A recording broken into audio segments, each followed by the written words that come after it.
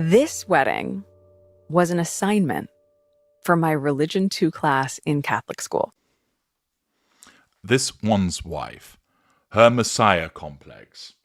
She's not the Messiah. She's a very naughty narcissist, to paraphrase Monty Python. What's a Messiah complex? Well, it's a mental state in which a person believes they are a Messiah or prophet and will save or redeem people in a religious endeavour. That isn't applicable to this one's wife, but this is. The term can also refer to a state of mind in which an individual believes that they are responsible for saving others.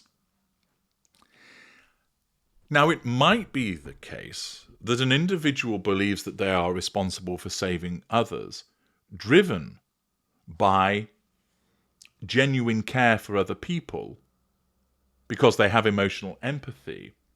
But this becomes exaggerated and embellished by the presence of a Messiah complex. That would be seen, for instance, with someone with bipolar disorder or schizophrenia. Those individuals have emotional empathy, assuming their condition isn't comorbid with narcissism, but let's assume that's the case. And therefore, they genuinely want to help people, but the illness that they have, be it bipolar or schizophrenia, causes them to believe that they are more than what they are, that either they have the power to heal and to save, and that it is their role to save many other people, and they behave in such a fashion. But it can also be found among certain narcissists. Messiah complex isn't a diagnosable disorder in itself, but rather is a symptom which is found in individuals with delusions of grandeur or that have grandiose self-images. And the people that are most likely to be found to be that are narcissists. Now, as per my classification system, individuals that believe that they are here to save, that they believe that they're truly good people, and though the evidence shows to the contrary, are invariably found amongst the mid-range narcissists. Can also be found with graters, but usually with mid-range and especially middle mid-range, which is where we find this one's wife. Middle mid-range narcissists think they are truly good people. They believe that they care, well, the evidence shows that they don't, and moreover, because they're narcissists, they can't genuinely care. They are, like any other narcissist, capable of the commission of good acts, but it doesn't come from a position of emotional empathy. The driver, as always, is the pursuit of the prime aims. The middle mid-range narcissist is passive-aggressive, although can be aggressive behind the scenes, but in public their behaviour is more passive-aggressive. They operate facades, the facade of being a good and caring person, which would link with the Messiah complex. That they believe that their role is to help people, and that they do.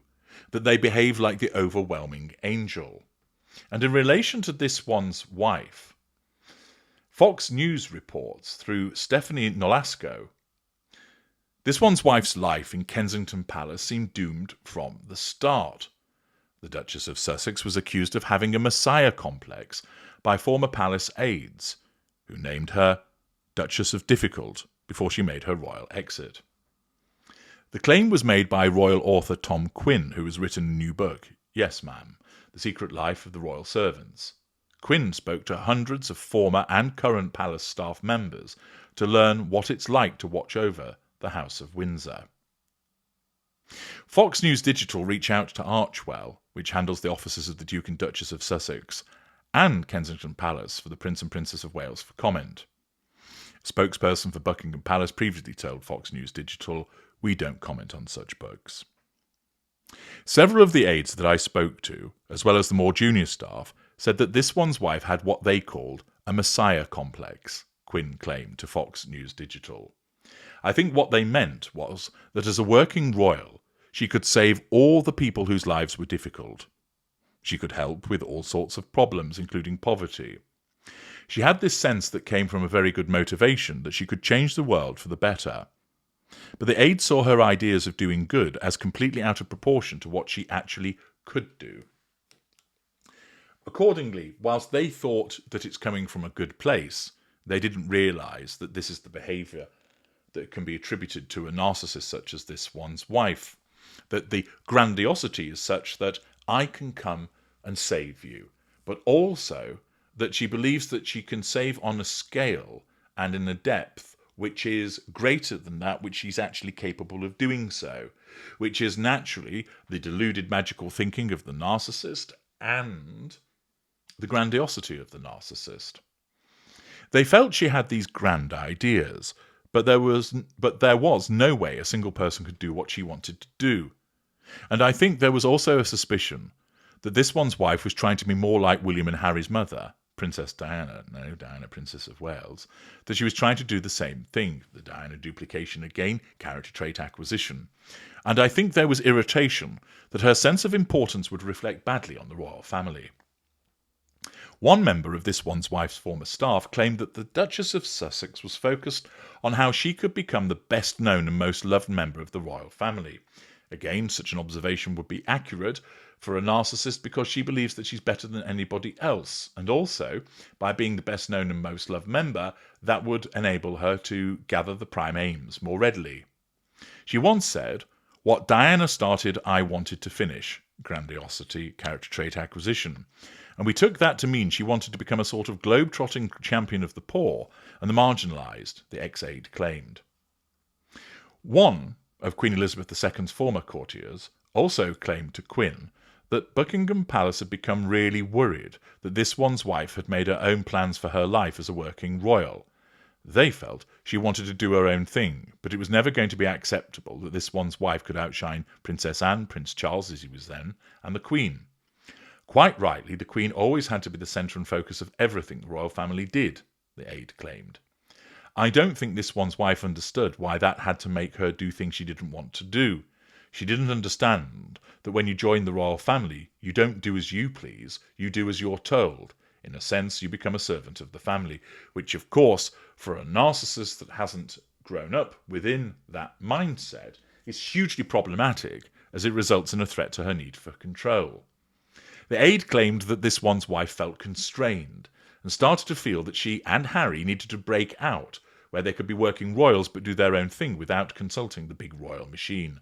For Harry, the idea of freedom sounded enticing, the aide claimed.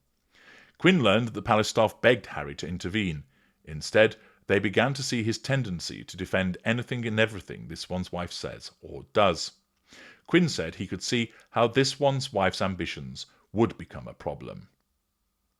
If you're married to the spare as this one's wife is, you have to accept that you're taking a backseat position, Quinn told Fox News Digital. This one's wife didn't do that. That led to the idea that she had a messiah complex.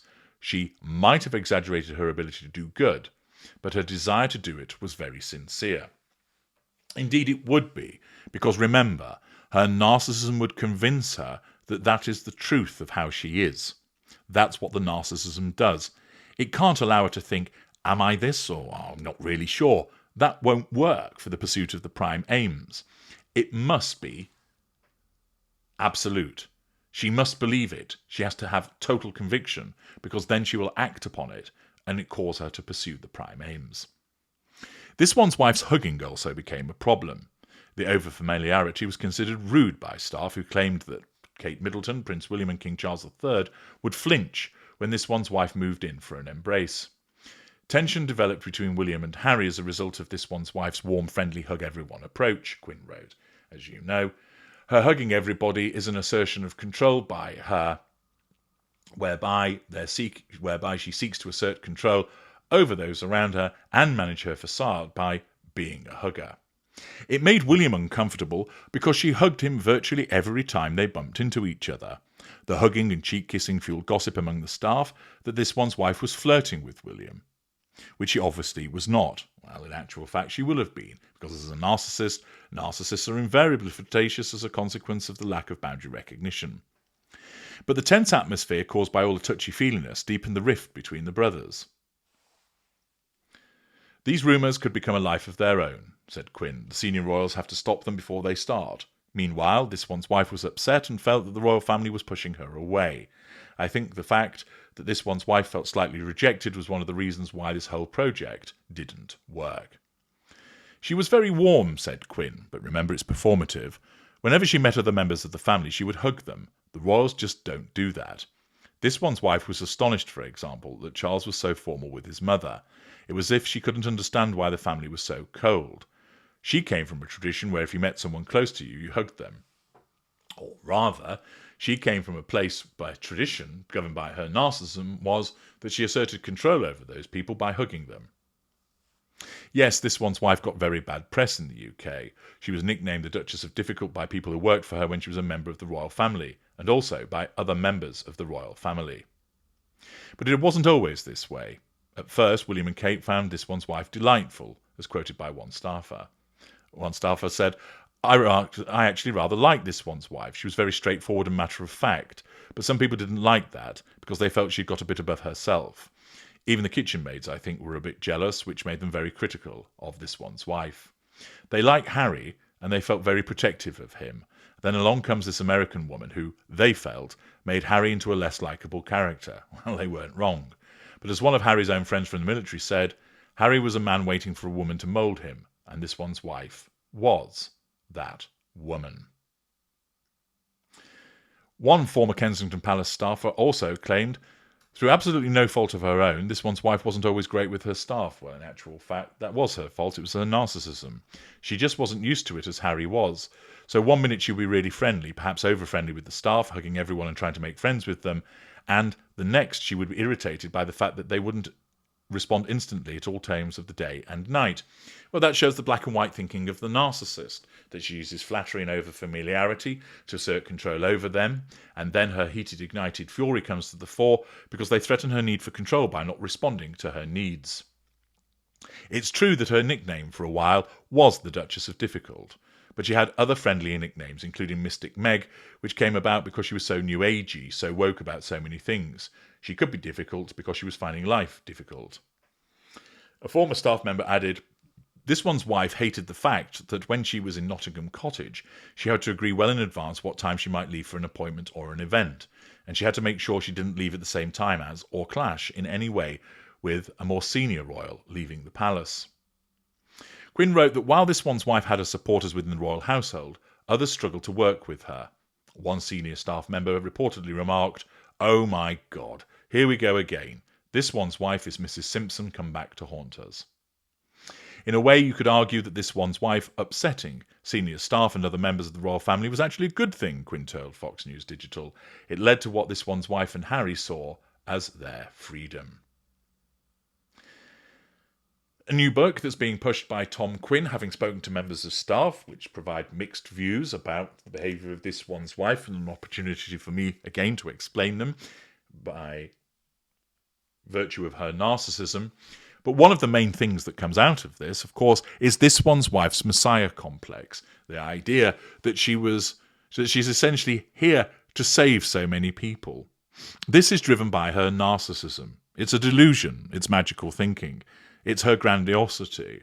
And it's no surprise at all that as a mid-range narcissist, she engaged in such behaviour. I'm H.G. Tudor. Thank you for listening.